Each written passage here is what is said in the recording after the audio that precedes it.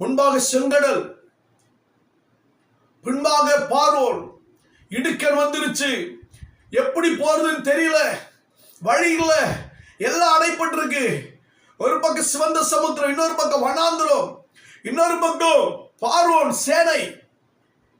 கர்த்தர் இடுக்கத்திலிருந்த இஸ்ரவேல் ஜனங்களுக்கு ஆண்டவர் ஒரு வழியை திறந்தார் பாருங்க. புதிய வழியை, அற்புதமான வழியை, அதிசயமான வழியை, அவர்கள் எதிர்பார்க்காத ஒரு வழியை, இதுவரைக்கும் அவர் கண்டிராத ஒரு அற்புதமான ஆச்சரியமான பிரமிக்கத்தக்க ஒரு வழி திறக்கப்படுதுங்க.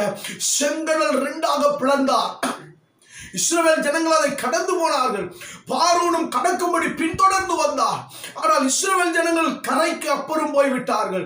ஆனால் பார்வோனும் அவன் கூட்டமும் அதிலே அழிக்கப்பட்டு போனது. ஆண்டவர் என்ன சொன்னார் தெரியுமா? இன்று காண்கிற எகிப்தை நீ காண மாட்டாய். இன்று காண்கிற இடுக்கத்தை, ஒடுக்கத்தை நீ காண மாட்டாய். இன்று காண்கிற உன் பயத்தை நீ காண மாட்டாய். இன்று காண்கிற உன்னுடைய வறுமை வேதனையை நீ காண மாட்டாய். இதுவரைக்கும் நீ அனுபவித்த சிறையிருப்பை இனி நீங்கள் காண மாட்டீர்கள்.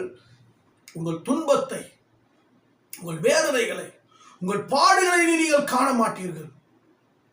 கர்த்தர் யுத்தம் பண்ணி மகிமையான வெற்றியை கொடுத்தாருங்க.